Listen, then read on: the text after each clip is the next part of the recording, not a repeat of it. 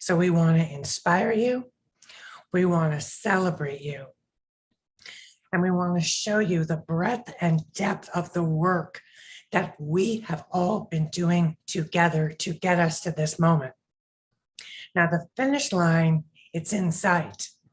Next week, the Senate Judiciary Committee is expected to vote Ketanji Brown Jackson out of committee. That means that not long after, the full Senate will vote on her nomination. And look, if need be, our very own Vice President Kamala Harris will break the tie, but it looks like that may not need to happen because Judge Jackson has garnered such widespread support from people of all different political persuasions.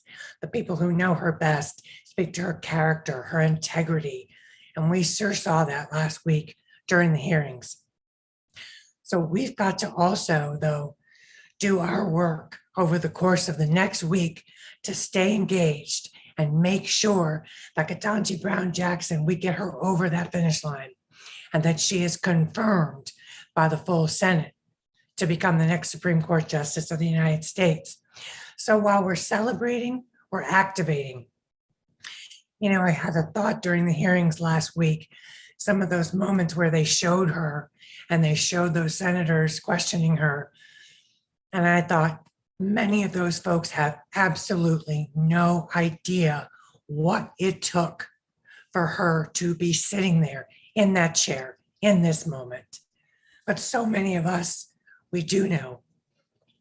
And we know what's the work that's got to get done. So we're going to have her back. We're going to keep the momentum going. We're going to keep up our joy. And we are going to keep in action. What are we going to do? Well, we need you to keep lifting your voices and making them heard that you support Ketanji Brown Jackson. We need you to call your senators. I want you to also get 10 friends to call their senators, get 100 friends to call their senators. That's how important this moment is. We want you to keep speaking out on social media, talking to your friends and your neighbors, keeping the momentum and the excitement going. Because Black women in this moment, we are showing folks how it gets done. There's a reason that Ketanji Brown Jackson is going to be the most popular Supreme Court nominee ever. Poll after poll after poll shows Americans support her, 58%. 2/3 of the country support her and believe she should be confirmed. We helped make that happen because we helped lift her story. You know, sisters actually hit the ground running even before Ketanji was named. One of the members of the Black Women's Leadership Collective, actually, Sisters Lead, Sisters Vote, started organizing calls in February. These calls targeted the states that, with members of the Senate Judiciary Committee, to get people mobilized and ready and acting. As of March 29th, Sisters Lead, Sisters Vote has held calls, organizing calls in 20 states and engaged over 600 Black women leaders and our allies around the country. And the woman and her team behind that work was none other than Holly Holiday, the president of Sisters Lead, Sisters Vote. So I want to just pause here for a quick welcome from Holly.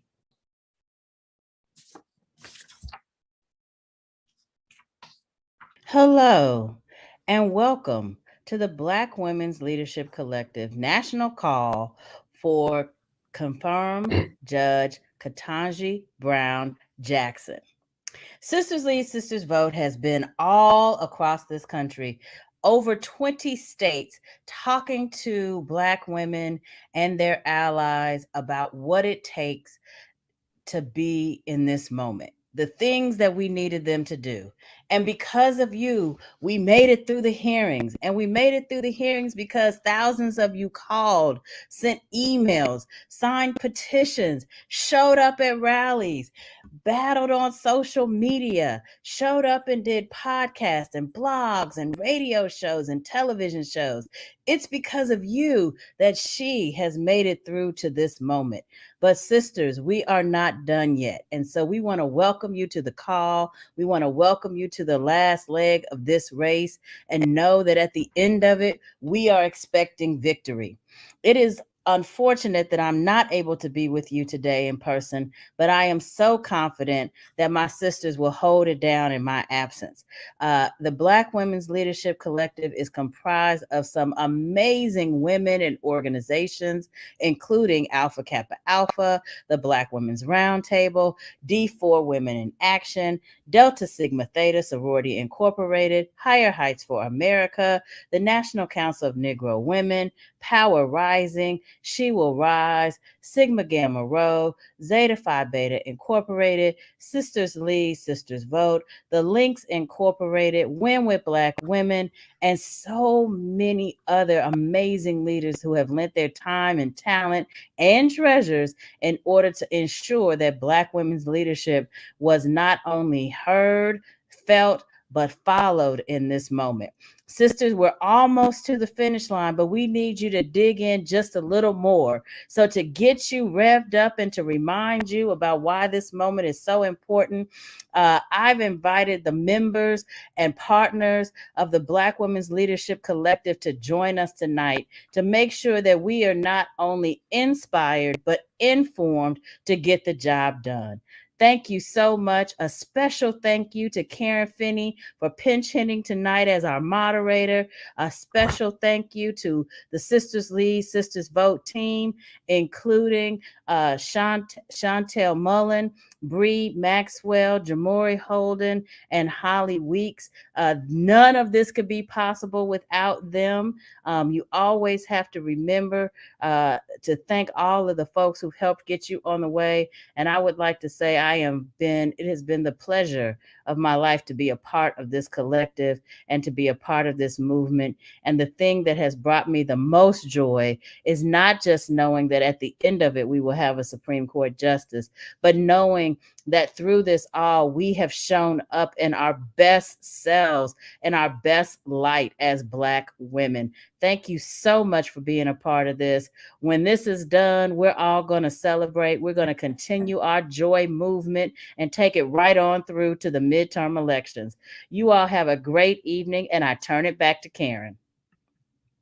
Oh, Holly, thank you so much. Gosh, I wish you could be with us tonight. This is going to be such a wonderful evening. So many wonderful sister leaders who are part of the collective, who have been working alongside all of you to get us to this moment.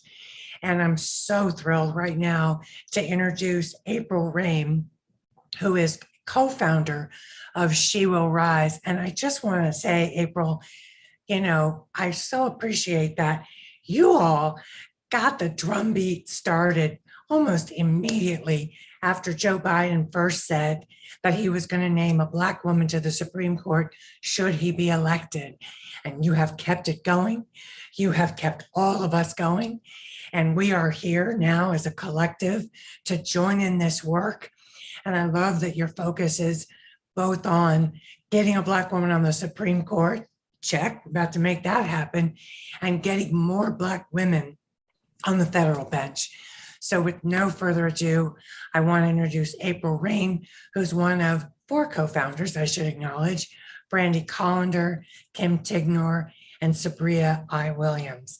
April, thanks so much for joining us. Thank you so much for having me today, Karen, and for that wonderful introduction. I am honored to be here to represent the other 3 members of our organization, Sister SCOTUS. She Will Rise was humbled and grateful to be able to witness the hearings firsthand, to understand the importance of this moment in her story as the first nomination and hopeful confirmation of a Black woman to the Supreme Court in America after nearly 233 years. The collective efforts of our work in partnership with other organizations, many of whom are on this call tonight, aligned in mission, have allowed us to demonstrate the importance of public confidence in the courts through inclusion. It is only through the enduring work of we the people that we truly work toward a more perfect union, a union that looks like America and operates from a more informed posture. Judge Ketanji Brown Jackson serves as a beautiful American story, a product of the Supreme Court clerkship pipeline, a humble servant and advocate for those without resources to ensure access to the judicial system, a clear champion to the reality, not the ideal, of equal justice under the law for all. Judge Ketanji Brown Jackson demonstrated immense fortitude and composure during her week of marathon confirmation hearings. Her ability to maintain respectful and thoughtful responses to interrogations that were, at times, unworthy of any bench, accompanied by false accusations regarding her record, are forever cemented in the minds of all who watched. It is shameful, desperate, and telling. Despite less productive uses of platform and opportunity utilized by some senators during the hearing session this past week, the ability to better understand the approach, record, and analysis of Judge Ketanji Brown Jackson was an important exercise in democracy. We continue to stand firm in our alignment with the impeccably qualified, poised, and thoughtful nominee. So we, as you mentioned, Karen, on sistascotus.org, not only are we championing the nomination and eventual confirmation of Judge Ketanji Brown Jackson, but at this point, there are at least 8 other Black women in the federal judiciary pipeline who are waiting to be confirmed. So we would encourage everyone on this call, as Karen mentioned, talk to a friend, talk to your social networks, and call your senators and tell them that we want this confirmation to happen. And it's for all senators, even if those senators have already confirmed that they will be voting to confirm Judge Jackson, we still want to apply that gentle pressure to them and say, look, you have our support. Go and talk to your other senators who may be on the fence. And you can also go to sistascotus.org and learn more about the other Black women judges who are in that pipeline and who could eventually become the next Supreme Court nominee as a Black woman. Thank you so much for your time. Thank you so much for the support of all of the collaborations that we've had through this organization and Black Women's Leadership Collective. And I turn it back to you, Sister Finney. Thank you so much, Sister April. And I don't know if you saw in the chat, folks were like, where do we get that pin? Well, we put the URL in the chat so you can get pins, you can get t-shirts, you can get posters. I want to affirm something that April just said. And when Clarence Thomas, different judge I know, was up for the Supreme Court, I happened to work for Senator Alan Cranston, who used to be a senator from California. We logged from the field offices and the main office how many calls we were getting every day. We had to turn in a log that told them how many no's and how many yeses. So I want you to know that your calls matter. Your tweets, your emails, they matter. And as she said, even if you think your senator is already supporting her, go ahead and thank them for supporting Ketanji Brown Jackson. That's okay too. All right, now I'm so honored to introduce someone who is a friend, a mentor, someone I've known for a long time. I've worked with her. I've learned from her. She is a faith leader. She is a brilliant political strategist. She is an author. She is co-leader of the BWLC, and in fact, was part of a small group of us who just had a call in a couple of days after we knew there was going to be an opening and said, let's do this. Leah said, why don't we just get all the Black women's groups together and use our collective power? She is also co-convener of Power Rising. Of course, I'm talking about none other than Bishop Leah Daughtry. Leah, thank you so much for joining us tonight. Thank you, sisters. It is always good to be in the company of my sisters, and I'm so glad to be with you all tonight. And I just, as we reflect on this moment of joy and of celebration, the question was asked, how did we get here? And how are we organized? Well, I want to step back and I want to position us and say that it was the persistence and the insistence of Black women that created the conditions for this historic nomination to take place. It was our political prowess, our ability demonstrated to show up that made it possible, that created the conditions for candidate Joe Biden to make the promise that he would appoint a Black woman to the Supreme Court. And then once elected, we didn't put the banner down, we didn't drop the baton, but we kept the pressure on. It was our political understanding, our political sophistication that created the conditions that he had to keep the promise. We've been in America long enough to know that elected officials make us a lot of promises and they don't all get kept. But Joe Biden, President Joe Biden, understood what it would mean for him to keep this particular promise. And so we've created the opportunity, sisters. We created this opportunity for this nomination to be possible. And you know what happens when preparation meets opportunity. So while we were creating the path, Ketanji Brown Jackson was getting herself ready. And so when the opportunity presented itself, when the door opened, she was able to walk in. And now that she's been nominated, we know what Black women do. We can't stop. We won't stop. We don't stop. We said, now we've got a nominee. Now we've got to make this confirmation come to pass. We've got to do our part like we know how to do in order to make things happen. And again, it was our insistence, our resilience, our persistence, our insistence that this happened, that we came together as sisters and said, what are we going to do? What is the best demonstration of our power? What is the best demonstration of our sisterhood? And each of us and Holly's called the roll, each of us has an organization. Each of us was working to do our part, and we decided, let's come together and let's try to work together and collaborate on the work that needs to be done and support each other, but not duplicate each other, play to our strengths. And so we can move this forward. And so we have just had the best time working with one another. And I want to let you know, this isn't a coalition that just started. We've been working together, collaborating together for years. And now we just made it formal with the Black Women's Leadership Collective. So we're excited to support Judge Jackson.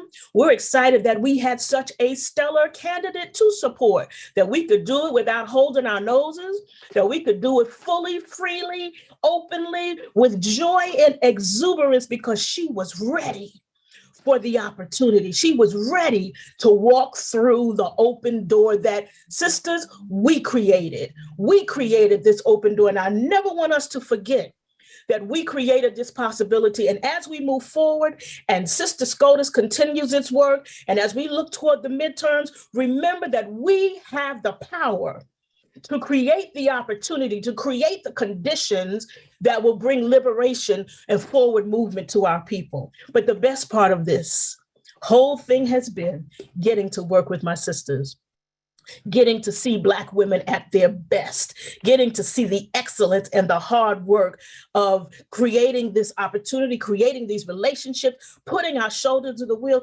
being with sister warriors.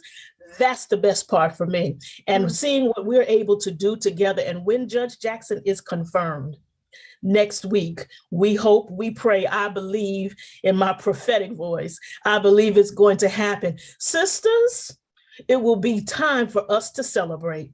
It will be time for us to dance with joy, to rejoice, to play a little music, to have a little sip of whatever you're sipping, and to celebrate the victory that we have. And then the next day, shoulder to the wheel as we look toward the midterms, as we look toward the other judges, as we look toward the other folks who are up at the Senate for confirmation. As Joe Biden said, we got to make the court look like the country. Our work isn't done until we have more LGBT folks on the court. Well, till we have open LGBT folks on the court, until we have Asian folks on the court, until we have more people who look like the country on the court. And you know, when we work for everybody.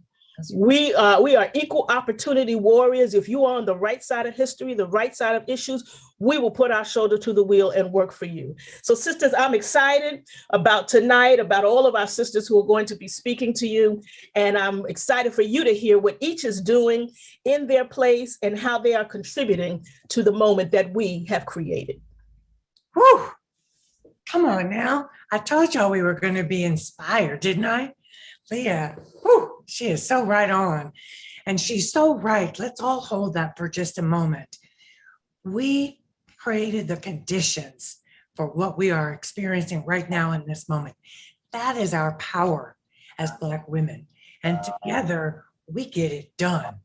And I am so honored to introduce another sister warrior leader who just gets it done. It's so important to our movement. She is there on the front lines and has been, always fighting for Black women, for our people, for our communities. Janice Mathis, Executive Director of the National Council of Negro Women. She is just a phenomenal leader, and I'm so honored, Janice, that you're with us tonight as we celebrate and we get ready for next week. Thank you so much, Karen. It is such an honor to be part of this Black Women's Leadership Collective. This is a moment in time. This is a moment in history. This is what we will tell our children and our grandchildren. We were there. I like what Bishop Leah said about we created the opportunity. There's a saying that says opportunity knocks, but in some neighborhoods, opportunity doesn't really knock. You have to go out and grab opportunity by the throat and bring it into your community, bring it into your collective, and do what it is that we can do. And what I enjoyed about this season, we had taken some licks. We didn't get George Floyd passed. We didn't get the kind of criminal justice reform that we wanted. We were disappointed and dismayed by the failure to get voting rights fully protected. I watched in horror. I think I've been working for the last 40 years on voting rights. I looked at horror when we saw state after state after state passing these regressive laws, shutting down polling places, shutting down ballot boxes, passing redistricting plans that make no sense at all. But we weren't deterred by that. When this opportunity came, and it didn't just come, it was created. Leah said it best. And I'm just grateful to Leah for her vision, Bishop Leah. Let me be more precise, the Right Reverend Leah Doutry, that she came up with this idea of the Black Women's Leadership Collective. Forget the symbols, forget the colors. Doesn't matter if you wear pink and green, red and white, blue and white.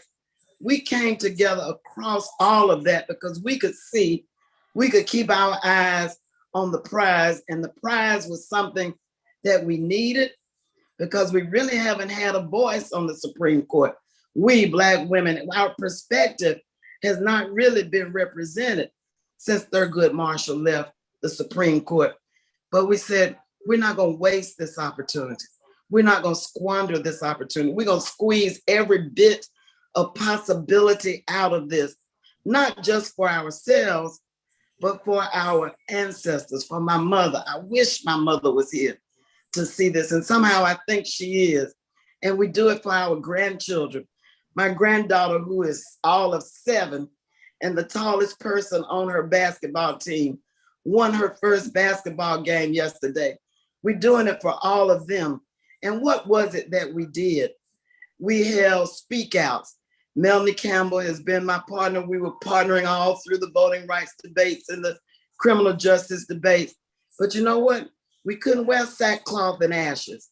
It wasn't a time for us to mourn and pity ourselves. It was a time to be our best, do our best, put our best feet forward. Every day I look forward to what Karen Finney had to say and what she reported to us about what was in the news. And I cut and pasted and posted it on Facebook and amplified it on Twitter, everything that I could think of to get the word out that we were not going to we knew it was going to be brutal. Yeah. We knew the questioning would be tough. We knew it would be unfair. We knew because we saw Josh Hawley raise his fist on January the 6th. We knew what the opposition was capable of. I'm from South Carolina. I know what Lindsey Graham is capable of, but we were not deterred by the ferocity of the opposition because we knew that there was, Mayor McLeod Bethune, who was the founder of NCNW, used to say, without faith, nothing is possible. With faith, everything and anything is possible.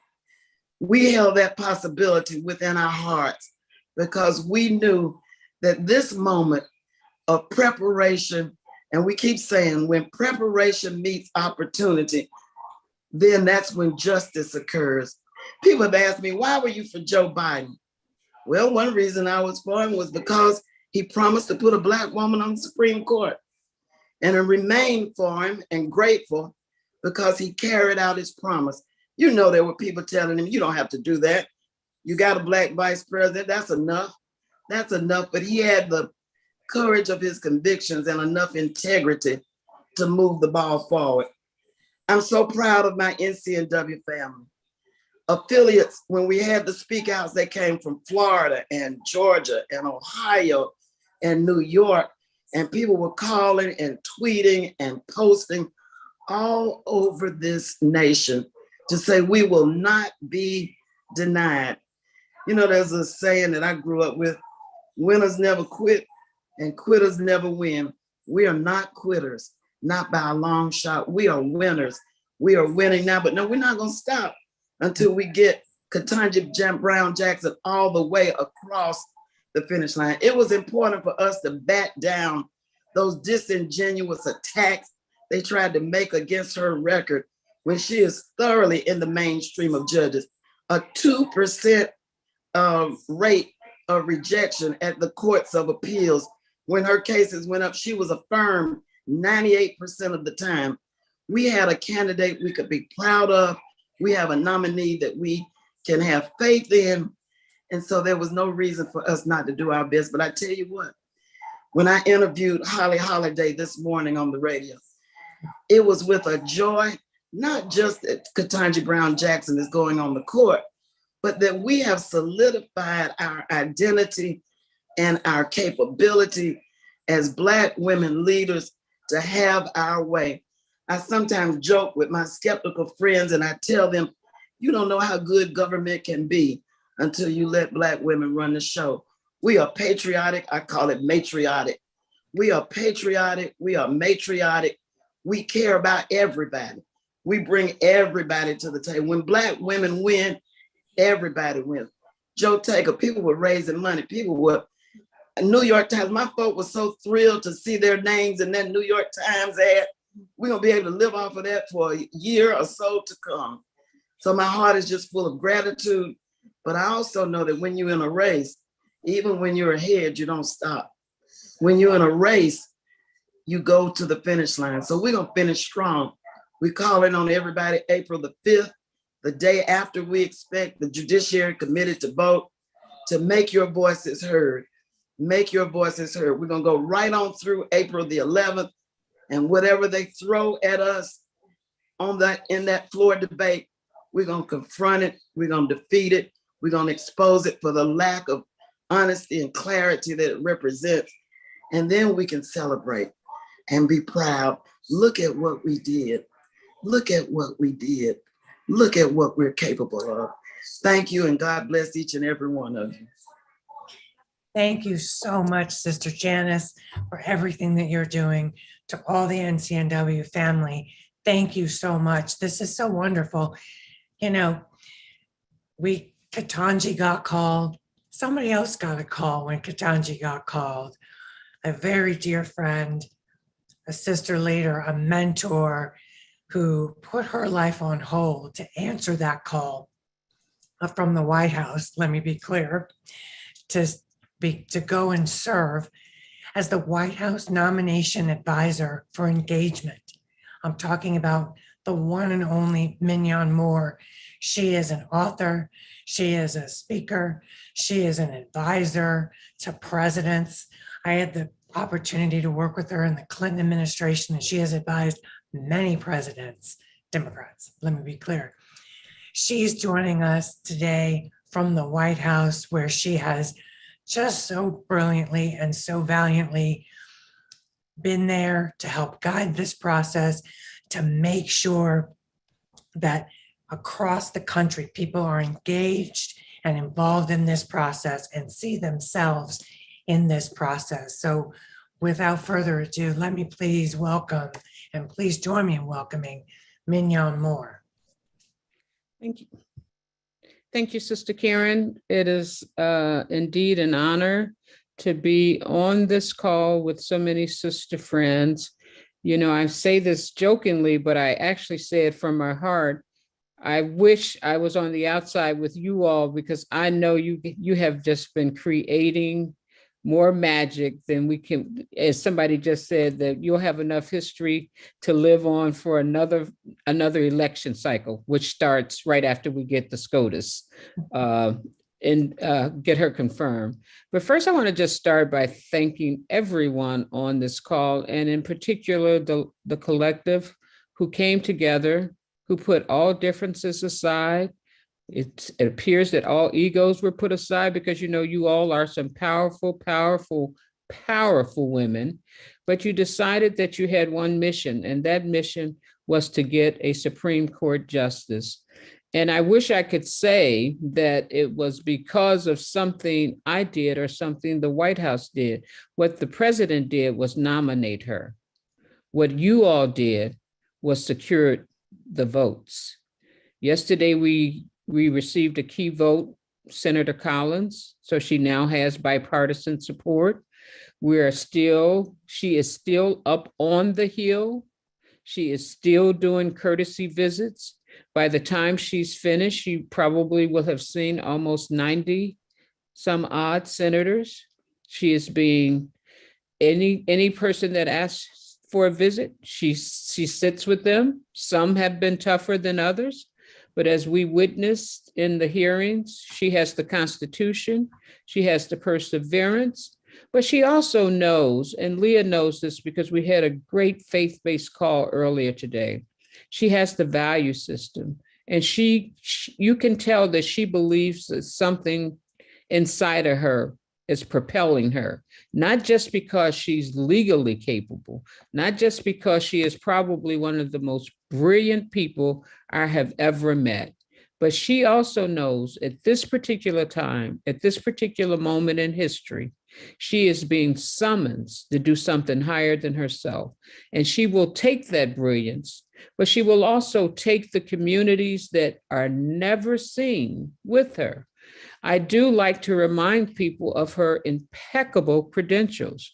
And there's a chart that's going around that shows that she is probably more qualified than most of the jurists that sit today. And so while she had a tough hearing, we're used to tough. We're used to fighting back. We're used to standing up for ourselves. But in this instance, America stood with her. As you can see, she is rated the highest in the polls. And I think this is something that the entire administration is looking at. And it's because of all of the things that you all are doing on the outside. You know, I'm serving in a similar role that I served in the Clinton administration. But this is what I was always clear about. It is we, the people. We, the people. And you all have galvanized in such unprecedented and beautiful ways. And I hope that if you do nothing else, you stop and thank yourselves profusely, because what you have done, not just for Judge Jackson, but what you did for Kamala Harris, what you did for Joe Biden, will go down in history as one of the most remarkable assembly of Black women I have ever seen, and I have ever had the privilege of working with. And the reason why you keep getting judges, you keep getting vice presidents, you keep getting appointments, because you keep showing up. And what I'm most proud about is you understand your voice. You understand the power of the voice, and you understand the power of the collective now. We know that next week we'll start. We hope to have her voted out of committee on Monday. We pray, we know she will be voted out of committee on Monday. And once that happens, you will probably witness some more speeches that come to the floor. There will be things that we will want to hear, and there will be things that we will probably want to ignore. But just as Judge Jackson has taught us, discipline and perseverance, which you all have shown throughout this entire fight, I can tell you there probably been many a times where we've wanted to go in a different direction, but because we got the great bishop and some of these other reverends on this call, we all learned to temper ourselves. We learned to put our resting face on like, that's interesting, but we know it's not true. And so keep raising her name, keep presenting the joy. Hopefully by this time next week, we will have a Supreme Court Justice of the United States. Her name will be Ketanji Brown Jackson, as she so eloquently put it, as she talked about the African origins of her name, but she will be us and we will be her. I was saying to the group earlier today, yesterday was a little bit tough for her, but I decided what I would do is pull together some of the clips, pull together some of the beautiful work that you all have been doing and send it to her. And when she saw that, she had saw the ad last week, but thank God for Karen who knew how to send the PDF. I was able to send the PDF. That is nothing short of a miracle. When I saw that and all those names, and I kept telling Leah, I needed to have my name on that, but it's on there in spirit. But when I saw all those names, I tell you, it just brought me to tears. And it also brought me to my knees because I know that that was nothing but God leading you all to lift this woman up on a day that she was being torn down, and torn down for reasons that we know. She is qualified. She has impeccable credentials.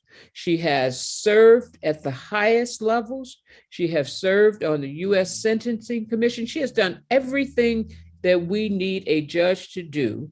And she has a 360 view of what she will be taken to the Supreme Court. The White House has been vigorous in their support. Don't make no mistake about it. Every misinformation, disinformation is being met with fact. If you all feel like you're not getting the information to defend her, Karen and Leah and Holly and others know how to reach me. So please let this week that we're going into, let it be a week of information. Let us continue to have the joy. Don't let nobody turn us around. We know that she will come out of committee on the day that Dr. King was assassinated, but on the day that Dr. Maya Angelou was born. And with that prophetic witness, we will take her to the next level. And I want to raise one other point. She will be confirmed, hopefully by the time they get ready to go to recess. She will not have been sworn in until Breyer steps down. So we still have a window where we're going to have to be mindful and we're going to have to keep watchful. Not that they can do anything to her, but you know, once you get that, raise that right hand to God, that's when we seal the deal. So stay vigilant and stay prayerful and keep lifting her up. And I thank you from the bottom of my heart. If I could hug each one of you, I would do that.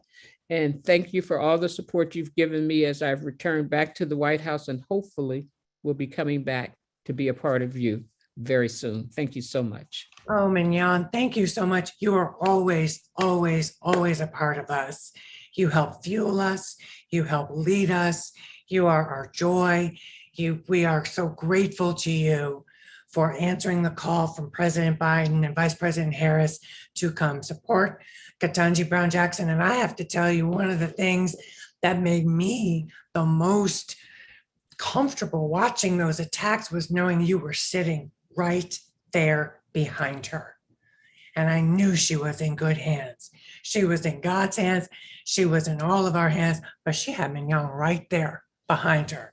And let me tell you, that is a powerful, powerful place to be, to have Sister Mignon right there with you. So thank you. All right, sisters, we are now going to, we've been talking about centering our stories, the lived experiences, shaping the narrative, as Mignon was talking about. I know folks want to see the New York Times ad.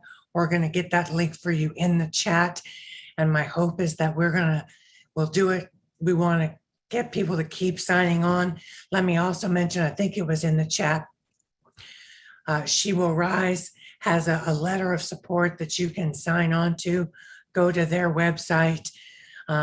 Please use the hashtag confirm Judge Jackson. That's the hashtag we're trying to use to keep the momentum, to keep our joy going. So now I want us to take a look at a video that we did with Building Back Together. Really lovely video. I'm very proud of it. That helps to tell Judge Jackson's story. And as Mignon said, we know there's going to be folks next week who are going to try to attack her and give him misinformation. And the reason they do that is that's all they have. She is so brilliant. She is so qualified. She is so phenomenal. They had to interrupt her because if they let her answer the question with the full truth, well, their message just crumbled. So that's why they're resorting to this. So right now I want to share this video and share a bit of her story with you.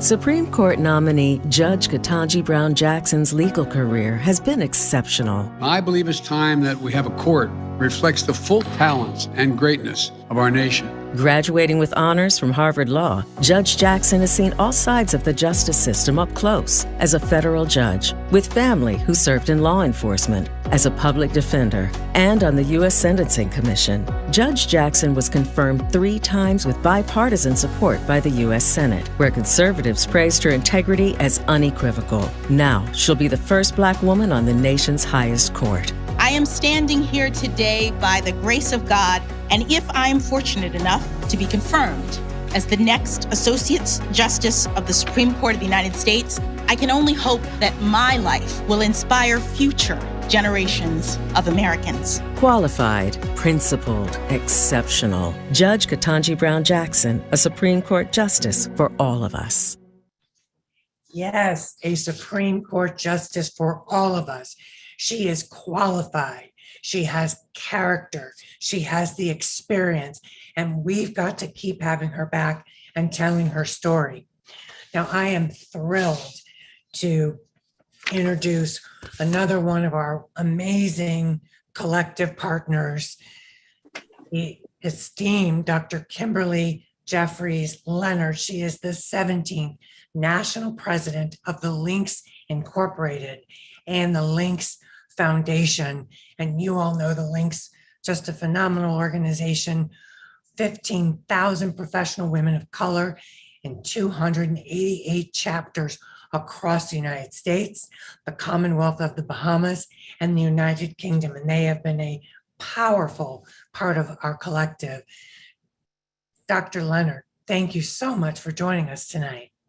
Thank you so much, Karen. I am so excited to be here, and I'm so honored to be here in the company of my sisters, as we heard earlier. And I'm so proud that the Lynx is a part of this Black Women's Leadership Collective because, you know, we are stronger when we are together. And so when all of the sisters on this call tonight see this ad and see all of these women who have signed their names, there are a lot of links on here because, as Karen said, we have over 16,000 members. We have 292 chapters, and we were proud to put our weight, our voice behind the confirmation of a woman, a Black woman, who is so qualified to sit in this seat. We just are excited for her. We're excited for this country, and we're excited to see what she's going to do. We thank President Biden for really delivering on his promise. But I thank all of the Black women who are gathered here. I thank all of the members of the Lynx Incorporated who have lifted up her voice, who have lifted up her credentials, who have lifted up her record to ensure that those who were a part of that confirming body saw beyond the fact that she was a Black woman, saw beyond the fact that she would be making history, and understood that she is qualified and is needed for this time and for this place. And so we do have a lot of work to do. And what we have been doing is calling our senators, making sure that they understand where we stand. We're a nonpartisan organization, but we know what's good for our people and our community. And we know that having her voice on that bench is going to make a huge difference in the lives and the trajectories of so many lives in this country. So we ask you to continue to do this work, continue to galvanize, continue to uplift your voice so our senators know this is where we stand, this is what we believe, and this is what we want you to do. So I'm going to make sure that we have time for all of the other phenomenal leaders of organizations to be heard. But I just wanted to take a moment to say thank you on behalf of the Lynx Incorporated. Thank the Lynx, thank Black women, and thank you all for making sure that we're on that wall to stand in the gap for Judge Jackson. Thank you so much, Karen, for allowing me this time. Thank you so much. You know, I was thinking about when I was watching Judge Jackson, as Mignon was as so many have talked about, this is a new chapter in our nation's history. Think about what this means for our children, who they're going to look and say, you can be president, you can be vice president, you can be on the Supreme Court. This is just an amazing time. And we have helped to get us to this moment. And we've got to stay in that joy because, as Mignon talked about, they're going to come for her next week again, and they're going to do it because we have been so effective. We have helped to make her the most popular Supreme Court nominee in the history of this country. So she's making all kinds of history as she breaks through, as my sister Jo Taka likes to say, this concrete ceiling. I want to introduce partners coming to you now. From Alpha Kappa Alpha Sorority Incorporated, Delta Sigma Theta Sorority Incorporated, Zeta Phi Beta Sorority Incorporated, Sigma Gamma Rho Sorority Incorporated. They're going to share with us their perspectives. They've been phenomenal partners as well, helping to, and if, by the way, if you're a member of any of these organizations, let them know you're here. Say it in the chat. Say hello. Because we are all unified and we are all together tonight, just as we have been and just as we will continue to be for Judge Jackson and all the way through this election to make sure we deliver for our people.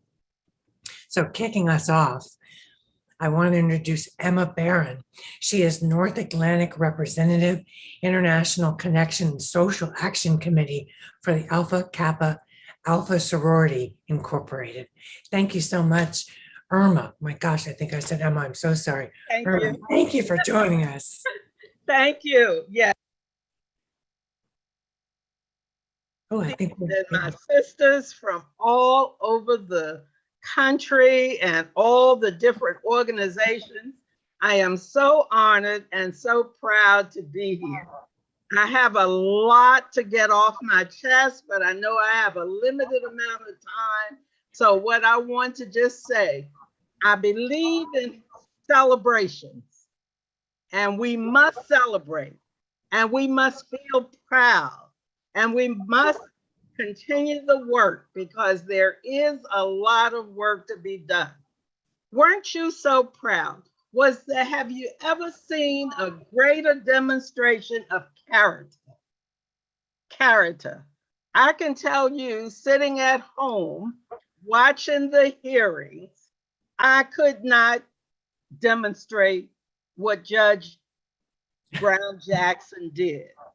In fact, I was on the telephone calling the senators, telling them, if you're going to take 5 minutes to ask a question, at least give her 5 minutes to answer.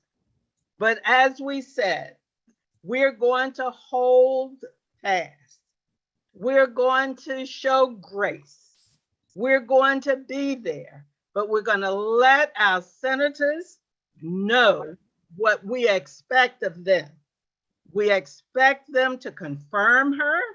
We expect them to use their influence with the other senators to make sure they come along as well.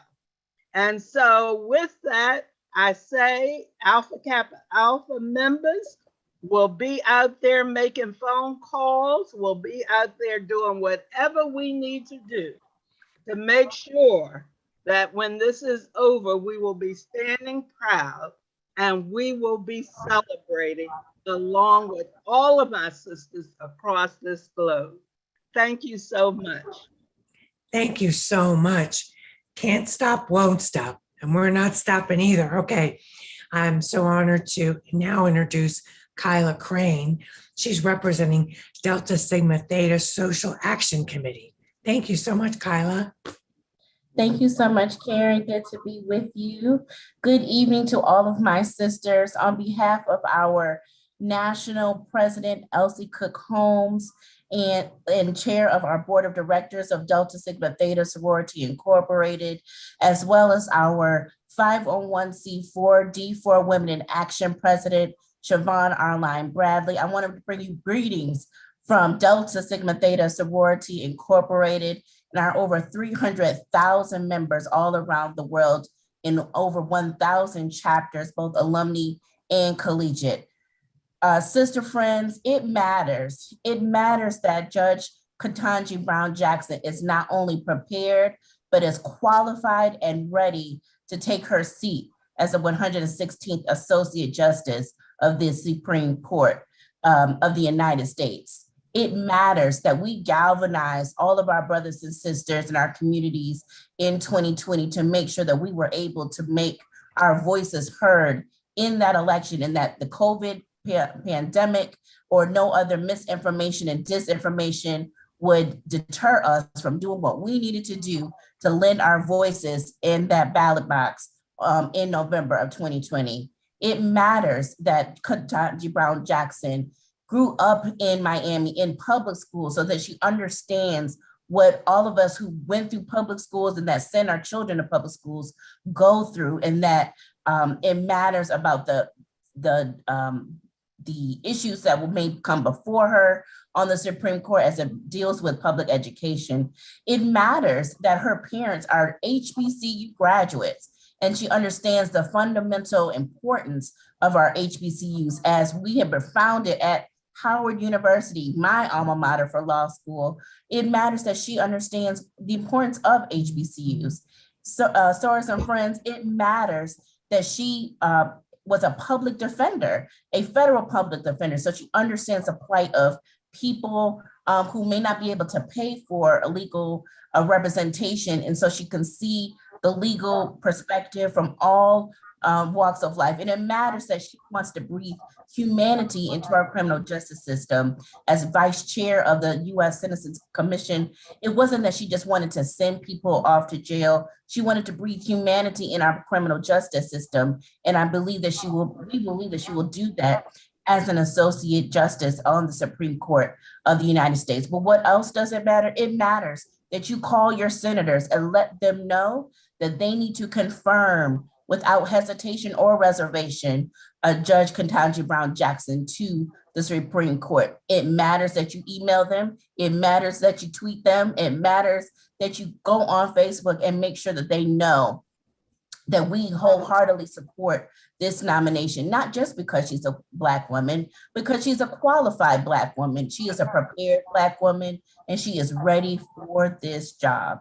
So we stand together with the Black Women's Leadership Collective in support of Judge Jackson, and we know that we love the number 22, so there's no better year to confirm the first Black woman to the United States Supreme Court than in 2022 with Judge Ketanji Brown Jackson. Let's go to work, sisters. We have more work to do. Thank you so much, Sister Finney. Thank you so much, Kayla, and I apologize, I mispronounced your name, but thank you so much. And like you said, it matters. Let's keep remembering that. All of what we're doing matters, and we're winning. We are helping her get across that finish line, and we can see the end of it, but we have more work to do. So we have got to stay at it and do what we do as Black women. Can't stop, won't stop. I am now honored to introduce Nicole Butler, who is International Social Action Director for Zeta Phi Beta Sorority Incorporated. Nicole, thank you so much for joining us. Good evening. I hope everybody is doing well tonight. I shout out to all the sisters on the call and the sisters that are watching on stream everywhere. Everyone has said it already, that this woman is qualified, that she is educated, dedicated, and has been in the room. It's our job to keep her in the room. We know her pathway. Let's help her continue it by sitting her on that court. Now, as an educator, got to highlight our educators in the room. I would love to take my students to the Supreme Court and have my young Black girls look at the bench and say, oh, I could be right there with her. That's my mirror. I see her there. And that is what Zeta is proud to push behind. We have our youth program. We are educating them internally, telling them this is where you can go. This is how far you can go. We educate girls from 4 to 18. So we could tell our 4-year-old Pearlettes, you can sit on that bench in 20, 35 years. You can sit there because she sat there. And so that's an important message we need to push out.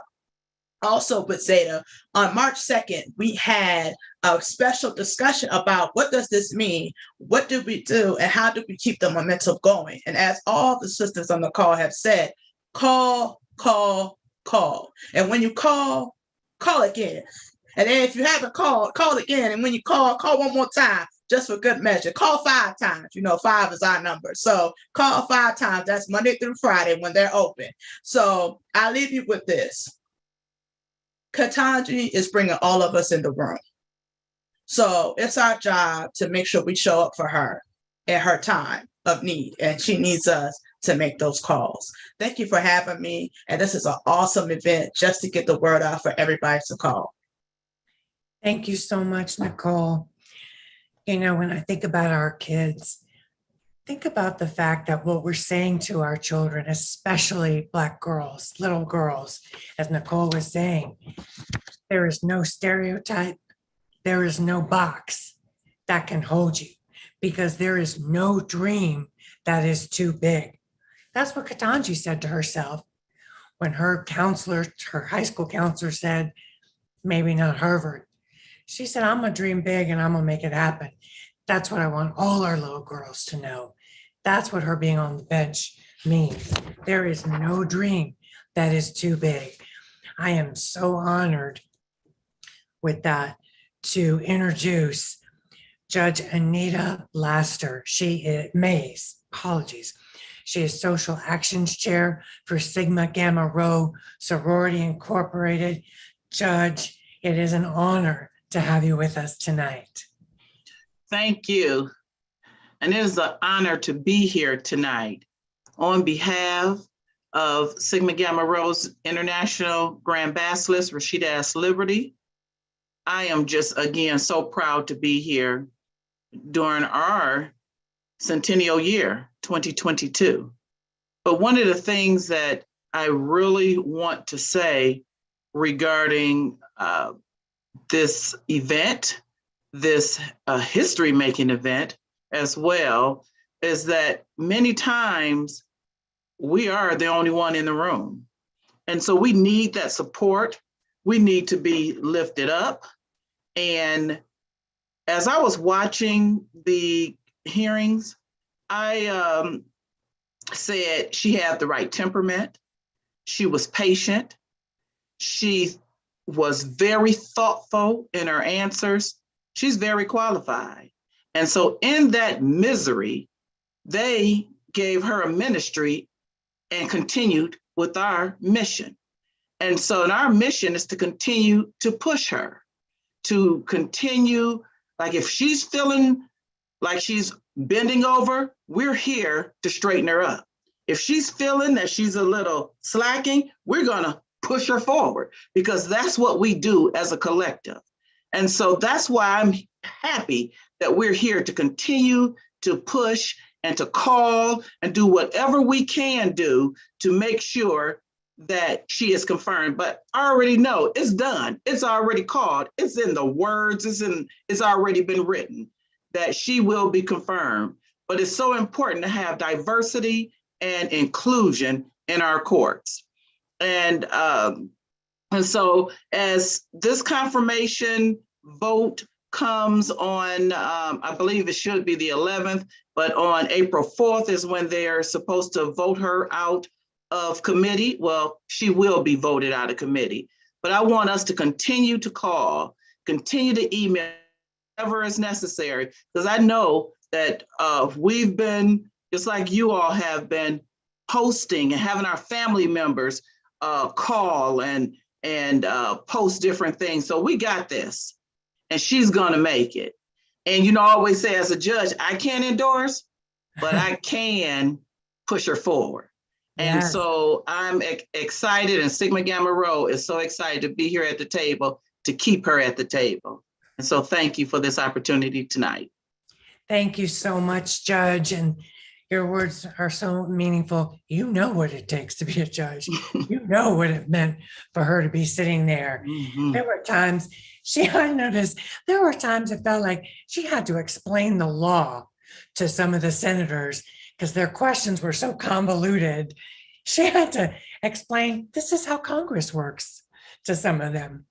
All right, we're going to keep it moving. And I'm so honored. I'm just honored. I'm just honored to be part of this sisterhood, this energy. It's so positive. And we know we got hard work to do, but as we do it together, it helps keep us all lifted.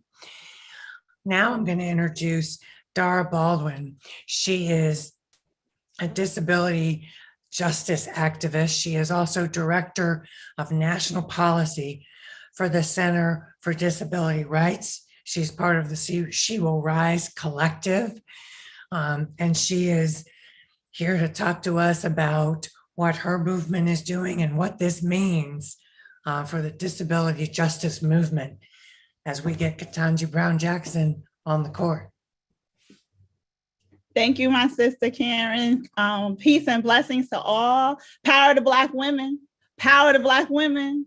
Power to Black women. Black women get it done. And I am so glad to be here to represent the disability community. Disability justice women around the country are in complete support of Ketanji Brown Jackson, Judge Ketanji Brown Jackson. And we also want you to know that on April 5th will be our day that we are highlighting disability justice and how Judge Ketanji Brown Jackson has been wonderful in her many judgments on the ADA, the Americans with Disabilities Act, and Section 504. And for you all who know, those are disability laws, civil rights laws that protect disabled people. And in disability justice, we center Black BIPOC folks who are disabled. And in many of her cases, when she gets on the court, she will be the only Supreme Court justice who has judged favorably on ADA cases. One of them, just so you know, in communications in the prison system, are deaf people who are incarcerated rarely have any kind of communications because there's no sign language and there's no video relay. And in fact, the case here in DC, where I am from, and I must say DC statehood, she did a really great case for a family who the gentleman could not communicate with his family because DC, we do not have a prison system here, and the federal prison system will not allow for that to happen. And she judged very well on that case. And so we in the disability community are are honored and happy that this is happening. And I must say, as a Black woman, I too am really sad that my grandmother and mother are not allowed to see this, who were social justice activists, who were members of the AME Church, who were members of Delta Sigma Theta Sorority Incorporated, my sorority, where we do social justice. And it is absolutely amazing to see Black women in power and in work. I am always honored to be in a space with Holly, to be in a space with this collective. Melanie Campbell, thank you, my sister, my soror, for always lifting us. It is imperative that we all know that disabilities is important, that you may not have a disability today, but it only takes a second for you to have a disability. And if we do not know what happened during COVID, understand and know most all of us are suffering in some way with mental health diagnoses and those things.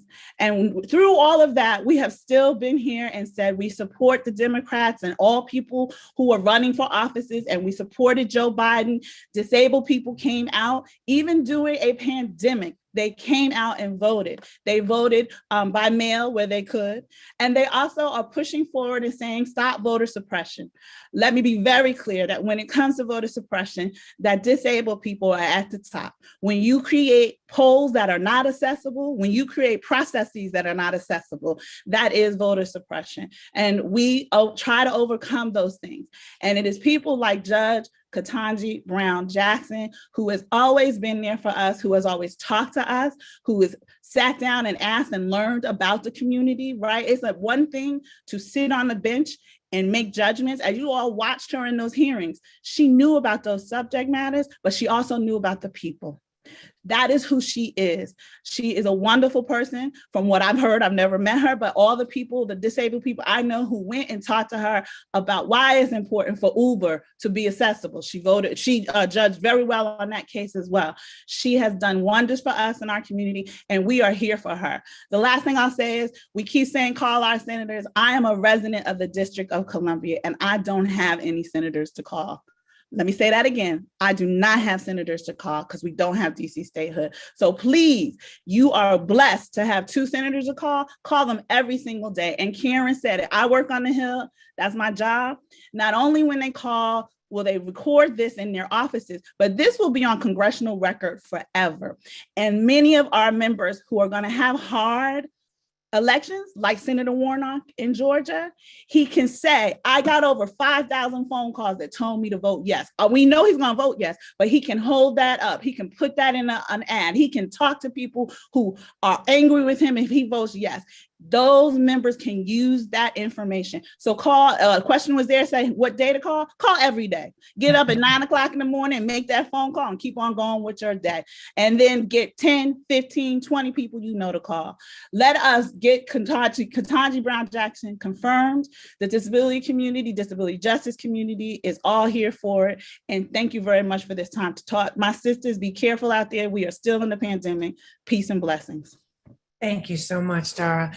You know, I'll just add my own 2 cents. Some of y'all know I had brain surgery in 2021, and my left vocal cord is paralyzed. And my life changed like that. And I talk for a living. And I struggled for a lot of last year with a voice that was much softer than this. And I have to navigate the world differently. But having the mindfulness that we have brothers and sisters out there who are dealing with all kinds of challenges and making sure that the law is looking out for them, especially because we already, as Black women, have to navigate the world a little differently anyway. So thank you, Dara, for what you are doing, for your work and for your words. Well, I'm about to introduce someone who I just love hearing from. Like I told y'all, tonight's is inspiring, it's motivating, it's mobilizing, it's activating. I want to introduce a phenomenal law professor, someone I've gotten the chance to know just a little bit in this process, Najeri Mathis Rutledge, who is at the South Texas College of Law on the faculty there. She got her BA from Spelman.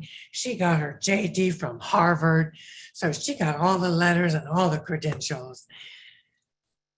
Najeri, Thank you so much for joining us tonight. Thank you so much, Karen, for having me. I am so excited. As I graduated from Spelman College, I know that there is nothing more powerful than a motivated Black woman. And if you put motivated Black women together, we can do anything. There's also nothing more beautiful than sisterhood. And this is just such a wonderful, wonderful collective. I am a proud member of Alpha Kappa Alpha Sorority Incorporated, but I don't speak for my sorority today. I'm also a proud 1996 graduate of Harvard Law School, meaning I was one of Ketanji's classmates. So I am super, super happy to be here. You know, sisters, we've had some dark days. We had to deal with Trump. We had to deal with COVID. We had to deal with January 6th. But my faith tells me that joy comes in the morning. And I want to remind you all that morning is coming. I was so proud to see Judge Jackson stand against those racist dog whistles and those irrelevant questions about critical race theory, calling her soft on crime and all that other nonsense. And she stood firm. She stood firm for what she believed in. She stood firm for the Constitution. And she made us proud, just as she has made me proud as her classmate, listening to her in law school with just a brilliant, brilliant person. I also know that to know her is to love her. She is such a wonderful person and so very, very deserving of this moment. As we get ready to celebrate, we still have work to do. We've already heard that midterms are coming and we need to support our president who kept his promise. I am so grateful for President Joe Biden and Vice President Kamala Harris for their wise decision to keep that promise of nominating a Black woman to the Supreme Court. As we get ready for our midterms, I just want us to take time to rejoice before we get ready to battle again. As people have already said, the nonsense is coming. Nonsense on the floor about who Judge Jackson is, but we know the truth and we have to spread the truth.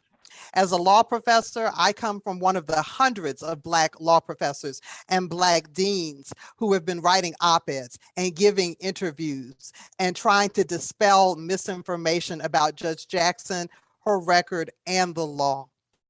I encourage all of you, you know, I so appreciate Sister Dara's talking about righteous senator. I don't feel like I have a senator. Ted Cruz is my senator.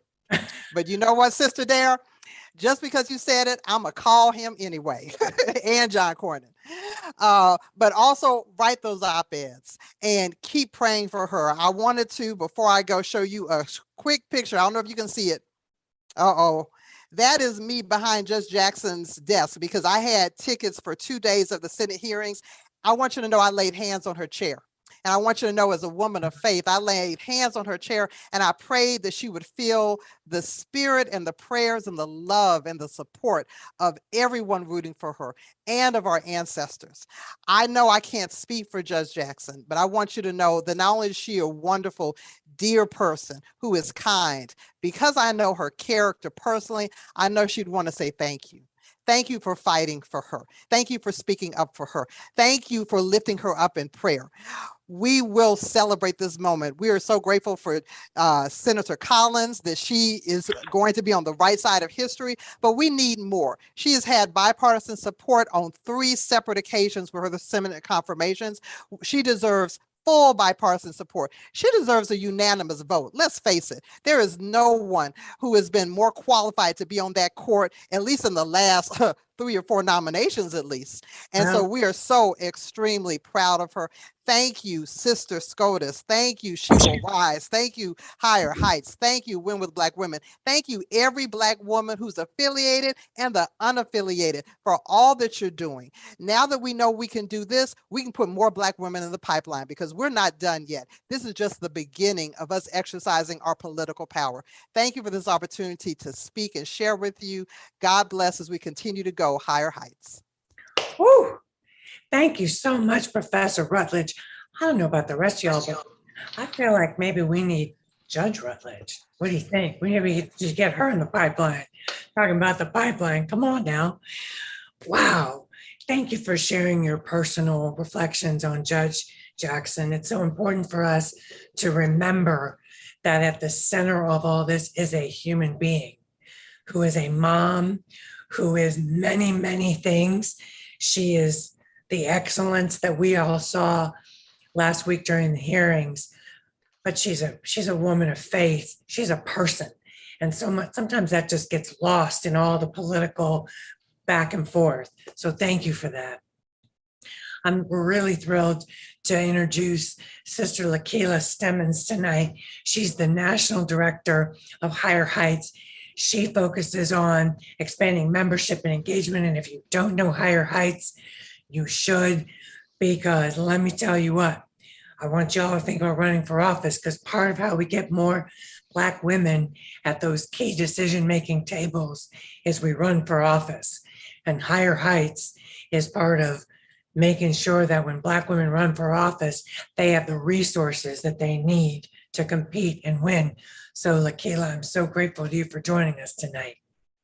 Thank you, Karen. Professor Rutledge, thank you. That was such an inspiring to go after you. I was like, woo, but thank you. Yes, because we definitely need to move this country to higher heights.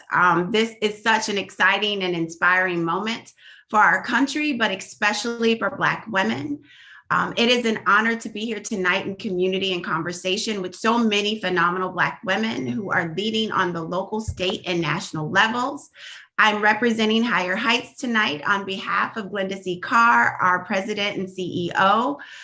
As Karen stated, Higher Heights is the political home for Black women. We are exclusively dedicated to harnessing our political power to expand Black women's elected representation, voter participation, and to advance progressive policies.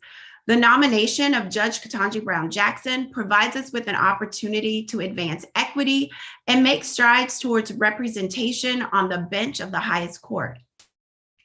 For so long, America has looked to Black women to defend our democracy at the ballot box. We've had to be the moral compass of this country, the truth tellers and the fact checkers. Yet, we remain underrepresented in the state legislatures, on Capitol Hill, absent from governors' mansions and the United States Supreme Court. If America can look to Black women to defend and save our democracy at the ballot box, then she can look to a Black woman to be a guardian of our democracy from a seat on the United States Supreme Court. It is undeniable that many of the decisions made on the federal court are disproportionately impacting communities of color.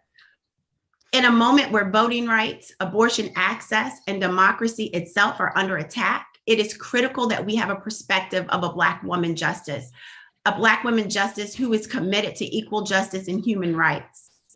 Justice Jackson, yes, Justice Jackson, because I've already claimed it, will bring a long overdue perspective and lived experience of fighting for equity and justice to the bench.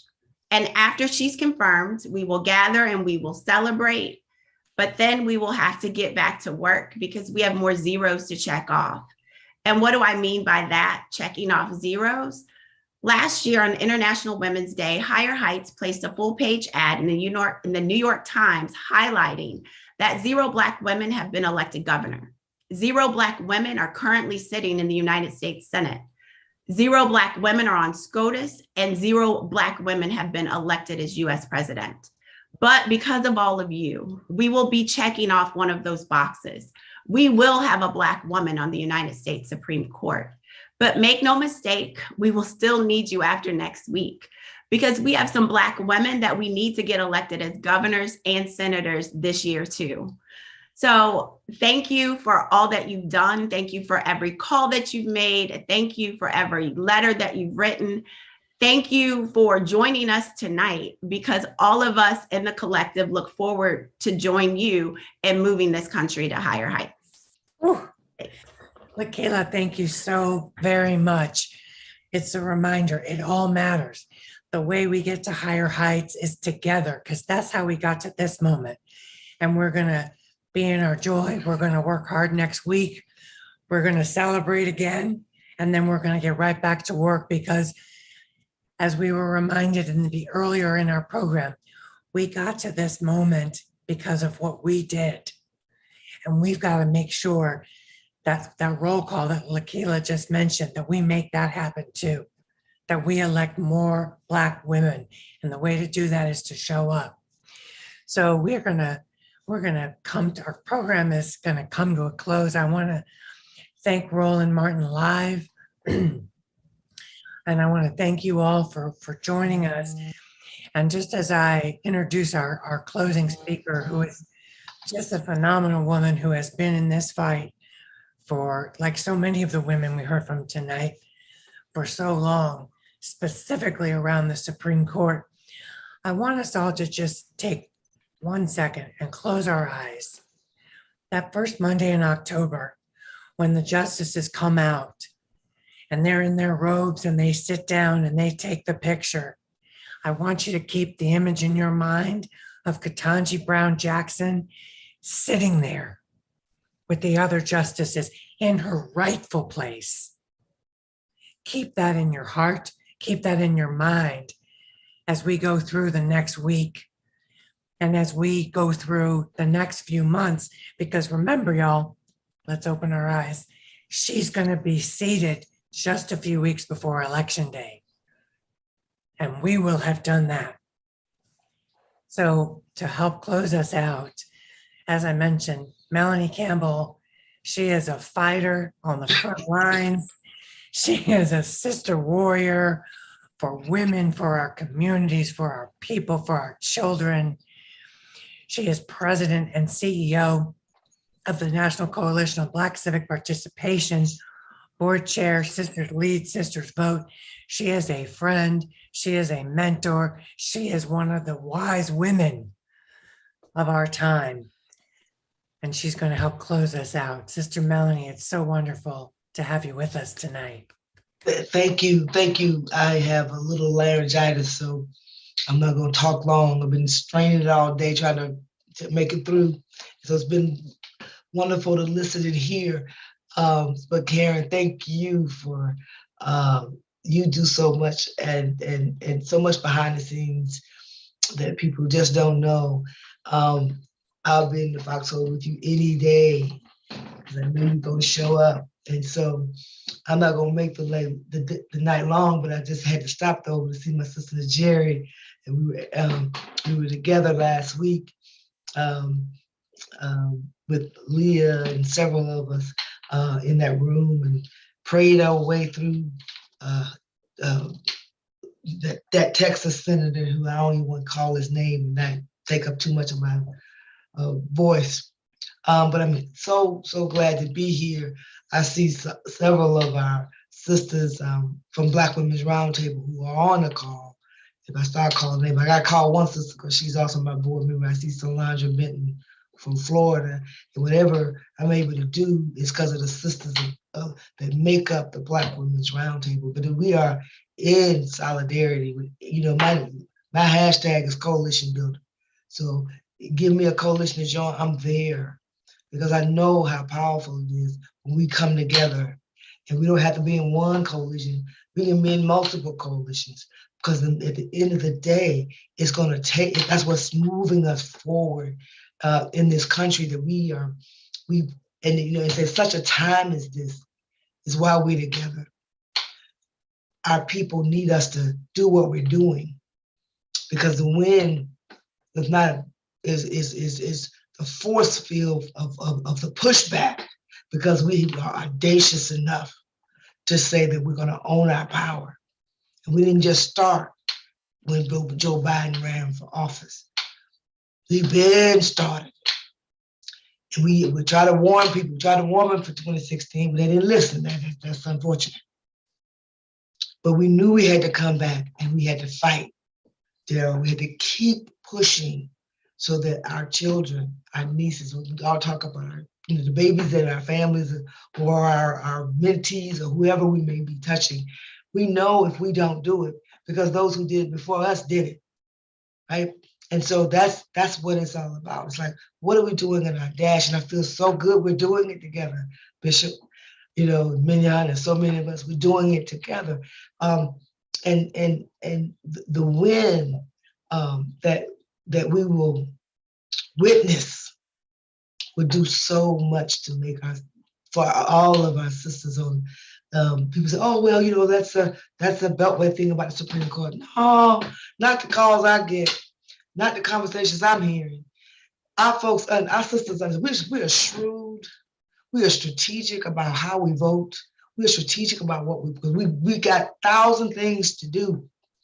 But in those 1,000 things, we add 1,001 more to be on this call tonight, because it's important that we not just be in our silos, but we show that we know how to be in solidarity. So that's all I have to say. I'm just glad I had enough voice and to say a little bit of something, and just thank everybody. And I'm just can't wait for the victory. Amen. Amen.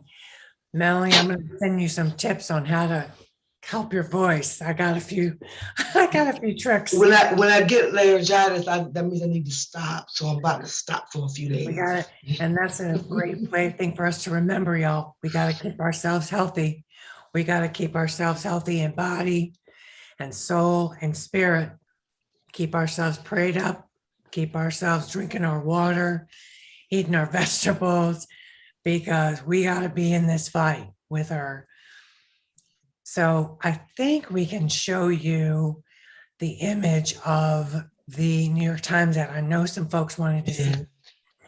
And there it is. Just beautiful, beautiful. And it just makes me so happy to have heard from Mignon that it was something that the judge herself got to see and know. And I know she can feel our love and our support. And so, sisters, thank you again for joining us tonight. I want to give thanks to God for bringing us together, for keeping us strong, for keeping us healthy, for keeping us in spirit and keeping us lifted, so that we're going to help her stay lifted through the vote on Monday, through that confirmation vote and anything that comes. And then we're going to rejoice and get back together and get back to work. Thank you all so much for everything you're doing.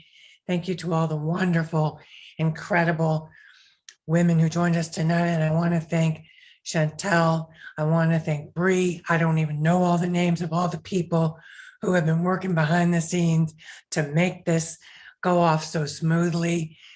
Thank you. Thank you, Holly Holiday. We love you. And I know you're not with us, but you're with us in spirit. Thank you, everyone. Have a blessed evening.